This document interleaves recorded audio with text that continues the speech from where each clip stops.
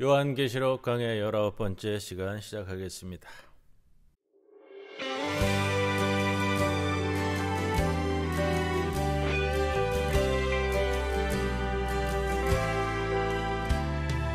우리는 주의 움직이는 교회, 이곳은 주님을 위한 자리. 내가 기도하는 모든 땅 위에서 하나님 예배 받을 그날을 고대하네. 나의 노래로 주님의 성전을 지리 높임을 받으소서. 이스라엘의 찬송 중 거하신 주님은 거룩하십니다. 손 들어 주님의 보좌를 만들고 온 맘 다해 경배하리. 구름 날개 사이에 임하신 것처럼 내 위에 임하소서.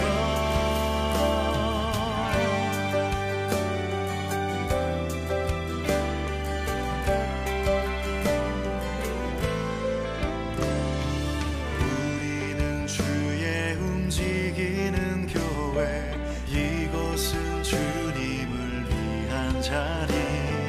내가 기도하는 모든 땅 위에서 하나님 예배 받을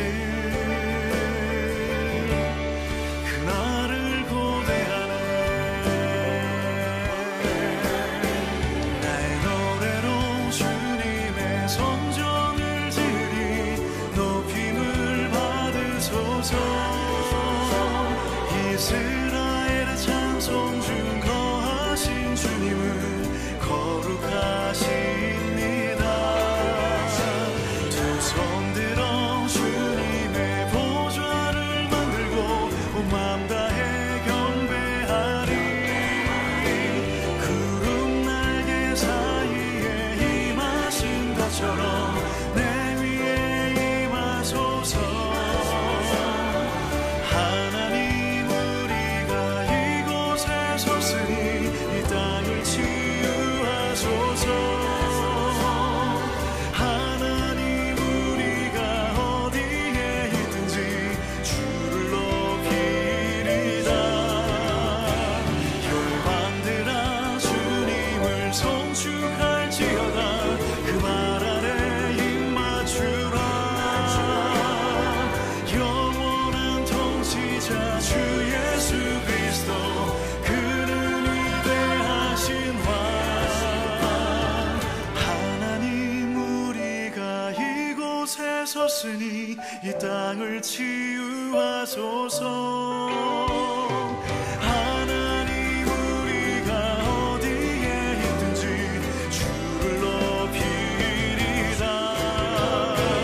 열방들아 주님을 송축할지어다. 그 말 아래 입 맞추라. 영원한 통치자 주 예수 그리스도, 그는 위대하신 왕.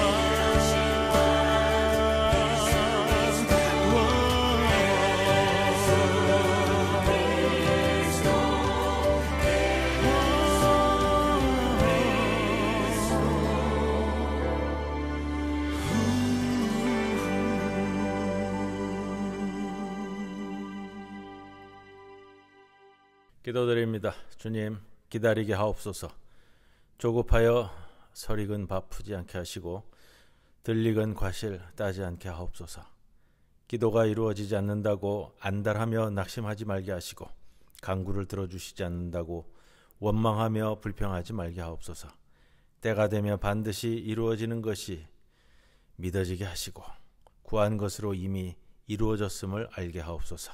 가슴에 새겨야 할 것과 빨리 잊어야 할 것을 판단하는 지혜도 주시고 다만 슬플 때 슬퍼하고 힘들 때 힘들다 말할 수 있는 진솔함도 갖게 하옵소서. 고귀한 뜻을 이루기 위해서는 오랜 기다림도 마다하지 않는 느긋하며 침착할 수 있는 여유로움도 주옵소서. 예수님의 이름으로 기도드리옵나이다. 아멘. 296장 찬송드립니다.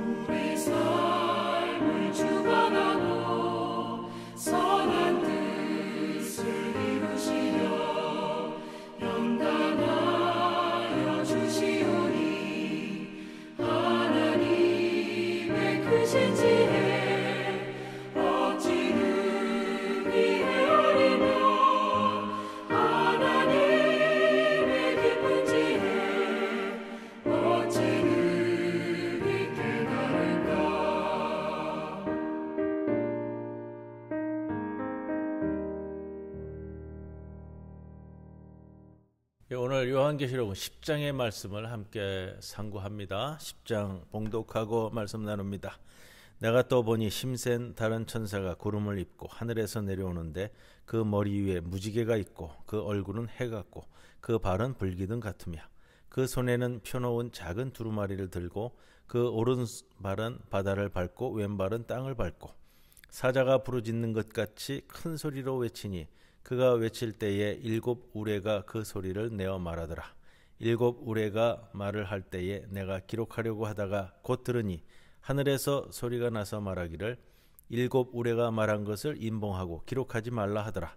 내가 본 바 바다와 땅을 밟고 서 있는 천사가 하늘을 향하여 오른손을 들고 세세토록 살아계시니 곧 하늘과 그 가운데 있는 물건이며 땅과 그 가운데 있는 물건이며 바다와 그 가운데 있는 물건을 창조하신 이를 가리켜 맹세하여 이르되 지체하지 아니하리니 7째 천사가 소리내는 날 그의 나팔을 불려고 할 때에 하나님이 그의 종 선지자들에게 전하신 복음과 같이 하나님의 그 비밀이 이루어지리라 하더라.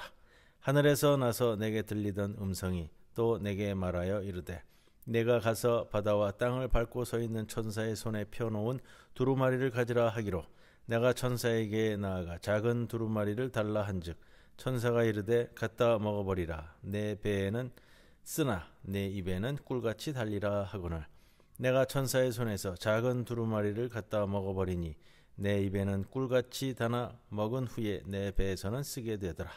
그가 내게 말하기를 네가 많은 백성과 나라와 방언과 임금에게 다시 예언하여야 하리라 하더라. 아멘. 오늘 10장 말씀입니다. 10장 말씀은 우리가 지난주에 나눈 말씀 중에 6째 나팔소리까지 말씀을 나누었고요. 7째 나팔소리는 이제 11장 중간에 가서 11장 15절에 등장하게 되는데 6째 나팔과 7째 나팔 사이에 현재의 시간, 우리가 있는 현재 시간, 6째 나팔 그 다음에 우리 현재 존재하는 시간, 그리고 미래에 올 7째 나팔 시간, 이렇게 말씀을 드렸습니다. 그 시간에 교회를 대표하는 두 증인들의 예언 운동을 오늘 보여주는 장면이 10장의 말씀입니다. 천사의 환상에 대한 말씀이 오늘 10장 1절에서 7절, 그리고 8절 이하에서 11장 2절까지는 요한이 받는 예언자적 소명의 말씀을 전해주고 있고요. 11장에 그래서 두 증인의 예언 운동, 15절에 가면 이제 7째 나팔 소리 이렇게 구성적으로 되어 있습니다. 자, 오늘은 1절에서 11절까지의 말씀 한 절 한 구절 진행되고 있는 천사의 환상 이야기, 그것이 또 어디에 기인하고 있는가 하는 것을 구약성경 다른 데에서 어떻게 인용하고 있는가 하는 것을 중점적으로 오늘 말씀을 드리겠습니다. 1절에 요한은 보통 천사의 모습과는 아주 다른 힘센 다른 천사, 하나가 구름을 타고 하늘에서 내려오는 것을 보았다. 그 천사의 머리 위에는 아름다운 무지개가 걸쳐져 있고 해처럼 빛나는 인자의 얼굴처럼, 그의 얼굴도 해처럼 빛나고 그의 발은 불기둥 같다. 이 천사의 모습이 다른 천사의 모습과는 비교할 수 없을 정도로 아주 독특한 것은 그만큼 그 천사의 사역이 중요할 때 보여지는 모습입니다. 이 천사는 하나님께서 이 지상에서의 폭력의 역사를 끝내실 것이라는 심판으로서의 복음을 전하기 위해 하늘에서 땅으로 내려왔습니다. 2절, 천사는 손에 펼쳐진 작은 두루마리 책을 들고 바다와 땅을 밟고 서 있습니다. 작은 두루마리, 또 5장 1절에도요, 또 오늘 10절에도 이제 두루마리 이야기가 나오는데, 작은 두루마리 그럼 비블로디온, 그리고 그냥 두루마리 할 때는 비블리온, 이 두 가지를 조금 구분해서 쓰는데 원칙적으로는 뭐 구분할 필요는 없을 것 같아요.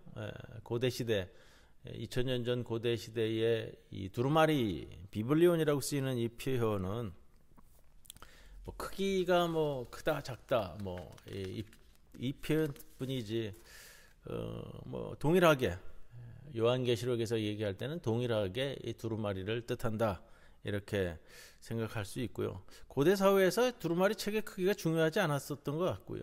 보통 이 두루마리와 작은 두루마리 이거는 혼용되어서 요한계시록에도 등장합니다. 자, 3절에 사자에 부르짖는 것 같이 큰 소리로 외치니 그가 외칠 때에 우레가 그 소리, 7 우레가 그 소리를 내어 말하더라. 요한계시록 5장 2절에 힘센 천사가 큰 소리로 외쳤듯이 여기서도 힘센 다른 천사가 큰 소리로 외쳤습니다. 그 천사가 외칠 때 7 우레가 소리내어 말을 했다, 이렇게 표현하고 있습니다. 4절에 7 우레가 말을 할 때에 내가 기록하려고 하다가 곧 들으니 하늘에서 소리가 나서 말하기를 7 우레가 말한 것을 임봉하고 기록하지 말라 하더라. 여기서 하늘의 음성은 하나님의 음성입니다. 구약에서 계시의 음성은 하나님의 음성으로 판명합니다. 7 우레의 말은 앞으로 일어날 일련의 종말의 사건들을 선포하는 장면입니다. 그런데 왜 하늘의 음성은 요한에게 7 우레의 말을 봉인하고 기록하지 말라고 했을까? 왜 그렇게 명령할까? 그것은 종말에 일어날 사건들의 일부가 일어나지 않도록 막음으로써 종말의 시간을 단축시키기 위한 하나님의 조치로 보입니다. 하나님은 우리를 위해 어떤 것은 감추시고 또 어떤 것은 계시하십니다. 신명기 29장 29절에도 감추어진 일은 우리 하나님 여호와께 속하였거니와 나타난 일은 영원히 우리와 우리 자손에게 속하였나니 이는 우리에게 일 율법의 모든 말씀을 행하게 하려 하심이니라. 7 우레의 소리를 봉인함으로써 폭력 역사의 진행을 단절시킬 종말의 날을 앞당기는 겁니다. 그러니까 하나님께서 계획하셨던 일들을 그러니까 지금 고난당하는 일이 너무 심하잖아요. 어려움에 처해져 있고 종말을 앞당겨야, 심판을 앞당겨야 지금 고통받고 있는 이 땅에 인받은 사람들이 수월해지니까 하나님께서 그 폭력의 역사의 진행을 바로 단절시키고 종말의 날에 앞당기기 위해서 그 일곱 우레의 소리를 봉해한다, 이런 뜻입니다. 이것은 종말의 날을 오랫동안 기다려야 하는 고난당하는 약자들에게는 기쁜 소식이 되는 겁니다. 왜냐하면 당겨지니까. 하나님은 우리를 위해 시련의 시간을 단축시켜 주십니다. 마가복음 13장 20절에도요. 만일 주께서 그날들을 감하지 아니하셨더라면 모든 육체가 구원을 얻지 못할 것이거늘 자기가 택한 자들을 위하여 그날들을 감하셨느니라. 마가복음에 나오는 말씀이기도 합니다. 자, 5절 6절 말씀. 바다와 땅을 밟고 있는 그 천사가 하늘을 향해 오른손을 들고 창조주 하나님에게 맹세합니다. 세세토록 살아계시니 곧 하늘과 그 가운데 있는 물건이며 땅과 그 가운데 있는 물건이며 바다와 그 가운데 있는 물건을 창조하신 이를 가리켜 맹세하여 이르되 지체하지 아니하리니. 천사가 맹세하면서 지체하지 아니하리니 라고 말한 것은 심판의 유예 기간이 끝났기 때문에 더 이상 시간이 없다는 것을 의미합니다. 지배자들은 역사가 지금처럼 계속대로 그렇게 이어져 갈 것으로 고대합니다. 그렇게 생각하고요. 하지만 하나님이 곧 심판하실 것이기 때문에 폭력의 이 역사는 지금처럼 계속되어지지 않고 반드시 끝날 것이다. 이 천사의 맹세는 다니엘서 12장 7절을 전승하는 것으로 보입니다. 내가 들은즉 그 세마포 옷을 입고 강물 위쪽에 있는 자가 자기의 좌우 손을 들어 하늘을 향하여 영원히 살아계시는 이를 가리켜 맹세하여 이르되 반드시 한때 두때 반때를 지나서 성도의 관세가 다 깨지기까지이니 그렇게 되면 이 모든 일이 다 끝나리라 하더라. 여기서 한때 두때 반때는 여섯째 나팔과 일곱째 나팔 사이의 현재의 시간과 같은 개념입니다. 하나님께 한 맹세는 최후의 확정이기 때문에 반드시 성취됩니다. 히브리서 6장 16절, 17절, 18절에는 사람들은 자기보다 더 큰 자를 가리켜 맹세하나니 맹세는 그들이 다투는 모든 일의 최후 확정이니라. 하나님은 약속을 기업으로 받는 자들에게 그 뜻이 변하지 아니함을 충분히 나타내시려고 그 일을 맹세로 보증하셨나니 이는 하나님이 거짓말을 하실 수 없는 이 두 가지 변하지 못할 사실로 말미암아 앞에 있는 소망을 얻으려고 피난처를 찾은 우리에게 큰 안위를 받게 하려 하심이라. 7절 말씀입니다. 일곱째 천사가 소리내는 날 그의 나팔을 불려고 할 때에 하나님이 그의 종 선지자들에게 전하신 복음과 같이 하나님의 그 비밀이 이루어지리라 하더라. 이것은 아모스 3장 7절 8절에서 차용된 말씀입니다. 주 여호와께서는 자기의 비밀을 그 종 선지자들에게 보이지 아니하시고는 결코 행하심이 없으시리라. 사자가 부르짖은즉 누가 두려워하지 아니하겠느냐. 주 여호와께서 말씀하신즉 누가 예언하지 아니하겠느냐. 일곱째 나팔이 불리는 날은 이 현재의 시간이 끝나는 날입니다. 유예된 시간이 끝났기 때문에 일곱째 천사가 불 나팔 소리와 함께 폭력의 역사로 인식되는 현재의 시간은 곧 끝날 겁니다. 하나님의 비밀은 심판을 통해서 폭력의 역사를 끝내려고 하시는 하나님의 계획을 가리킵니다. 그것이 바로 하나님이 그분의 종들인 예언자들을 통해 선포해 오신 복음의 말씀입니다. 요한계시록 14장 6절에서 언급된 천사가 전하는 영원한 복음도 하나님께서 이 땅의 폭력의 역사를 끝내실 것이라는 심판으로서의 복음입니다. 8절 일곱 우레를 봉인하지 말라고 명령했던 하늘의 음성은 이제 여기서부터는 이제 내용이 바뀝니다. 이제 요한에게 내가 가서 바다와 땅을 밟고 서 있는 천사의 손에 펴놓인 두루마리를 가지라 명령했습니다.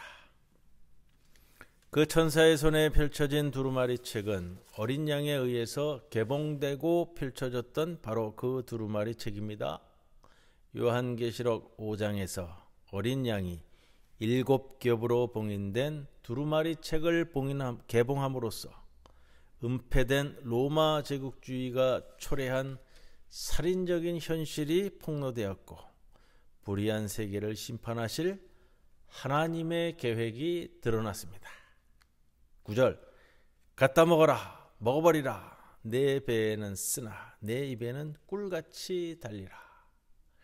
입에는 단데 배에는 쓰다고 했습니다.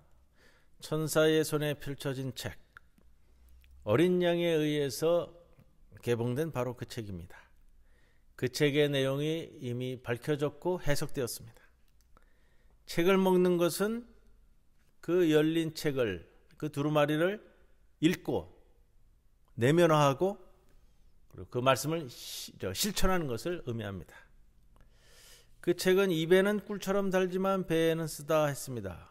하지만 요한은 그 책을 먹어야 됩니다. 책을 먹는다는 것은 에스겔서 3장 1절에서 3절 말씀에서 유래하는데 또 그가 내게 이르시되 인자야 너는 발견한 것을 먹으라. 너는 이 두루마리를 먹고 가서 이스라엘 족속에게 말하라 하시기로 내가 입을 벌리니 그가 그 두루마리를 내게 먹이시며 내게 이르시되 인자야 내가 내게 주는 이 두루마리로 내 배에 넣으며 내 창자에 채우라 하시기에 내가 먹으니 그것이 내 입에서 달기가 꿀 같더라.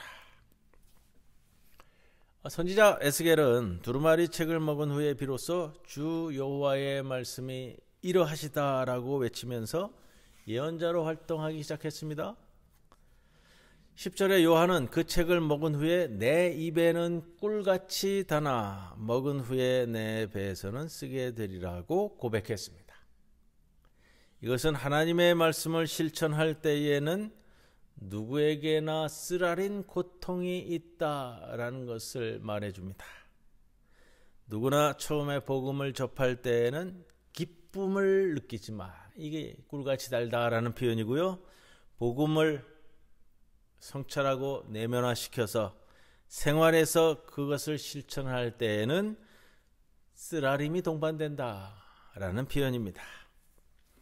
순교자들은 예수의 증언과 하나님의 말씀을 붙들고 그것 때문에 세상에서 수치와 죽임을 당했습니다. 예언자 예레미야는 예레미야서 15장 16절에서 내가 주의 말씀을 얻어먹었사오니 주의 말씀은 내게 기쁨과 내 마음의 즐거움이오나 라고 기뻐했지만 나중에 그는 하나님의 말씀 때문에 쓰라림과 고통을 겪어야만 했습니다. 예레미야서 20장 8절에 내가 말할 때마다 외치며 파멸과 멸망을 선포하므로 여호와의 말씀으로 말미암아 내가 종일토록 치욕과 모욕거리가 됨이니이다 라고 했습니다. 11절에 요한에게 두루마리 책을 먹으라고 명령했던 천사가 이번에는 그에게 네가 많은 백성과 나라와 방언과 임금에게 다시 예언하여야 하리라 말합니다. 이제 요한은 예수가 증언한 예언의 말씀을 증언하는 예언자로서의 소명을 받는 그 장면입니다. 여기서 예언은 미래를 예측하고 예고하는 것이 아니고요. 하나님의 말씀과 예수님의 증언을 지금 여기에서 증언하는 것을 의미하는 표현입니다.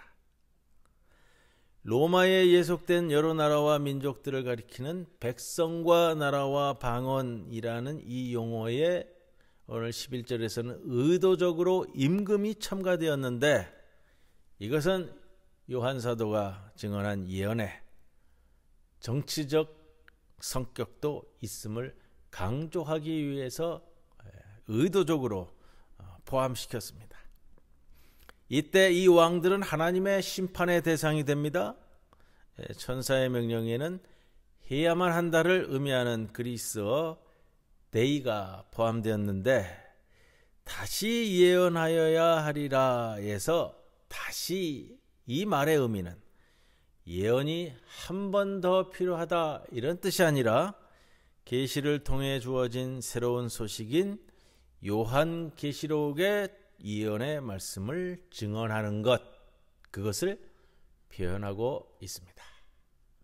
오늘은 여기까지 말씀 나누도록 하겠습니다. 297장 찬송드립니다.